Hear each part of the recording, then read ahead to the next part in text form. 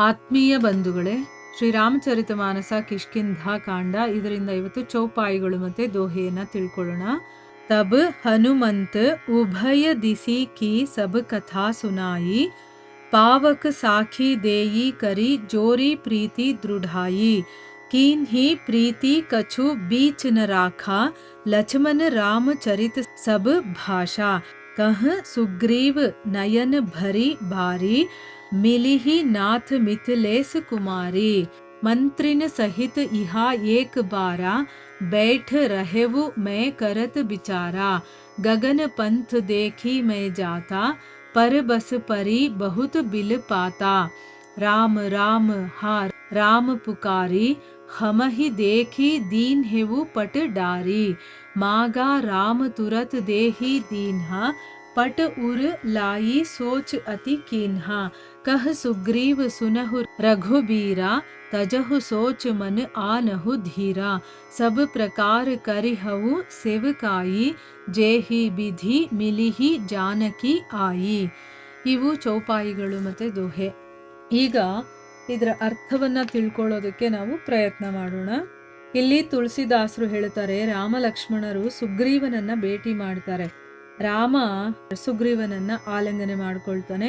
ಆಗ ಸುಗ್ರೀವ ಯೋಚನೆ ಮಾಡ್ತಾನೆ ಮನಸ್ಸಲ್ಲೇ, ಹೇ ದೇವ್ರೇ, ಇವರು ನಿಜವಾಗ್ಲೂ ನನ್ನನ್ನು ಪ್ರೀತಿಸ್ತಾರಾ ಅಂತನ್ಬಿಟ್ಟು ಹನುಮಂತ ಏನು ಮಾಡ್ದ, ಎರಡೂ ಪಕ್ಷದ ಎಲ್ಲ ಕಥೆಗಳನ್ನು ಕೂಡ ಹೇಳಿ, ಅಂದ್ರೆ ರಾಮನ ಬಗ್ಗೆ ಸುಗ್ರೀವನಿಗೆ, ಸುಗ್ರೀವನ ಬಗ್ಗೆ ರಾಮನಿಗೆ ಹೇಳ್ತಾನೆ.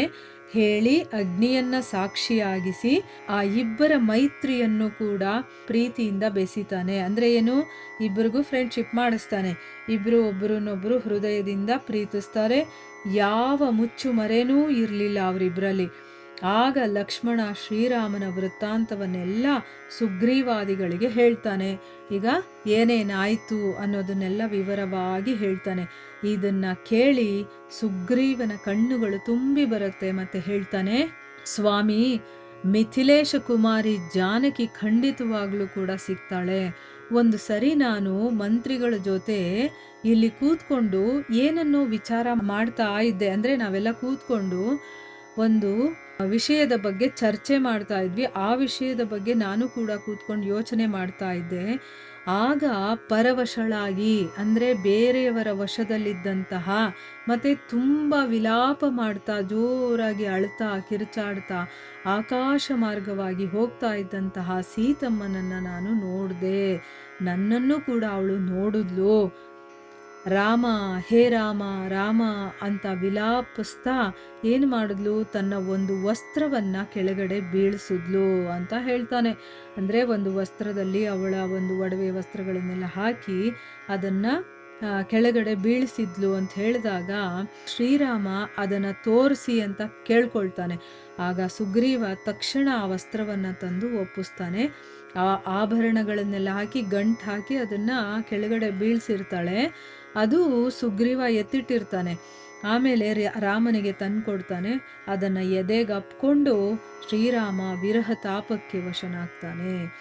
ಆಗ ಸುಗ್ರೀವ ಹೇಳ್ತಾನೆ, ಹೇ ರಘುವೀರ, ಚಿಂತೆ ಮಾಡಬೇಡ, ಧೈರ್ಯವಾಗಿರು, ನಾನು ಎಲ್ಲ ರೀತಿಯಿಂದಲೂ ಕೂಡ ನಿನಗೆ ಸೇವೆ ಮಾಡ್ತೀನಿ. ಅಂದ್ರೆ ಸೀತೆಯನ್ನ ಹುಡುಕುವಂತಹ ಕೆಲಸದಲ್ಲಿ ನನ್ನ ಕೈಯಿಂದ ಏನೇನೆಲ್ಲ ಸಹಾಯ ಆಗುತ್ತೋ ಅದನ್ನೆಲ್ಲವನ್ನು ಕೂಡ ನಾನು ಮಾಡ್ತೀನಿ. ಅಂದ್ರೆ ಅದನ್ನ ಸೇವೆ ಅಂತ ಹೇಳ್ತಾನೆ ನೋಡಿ.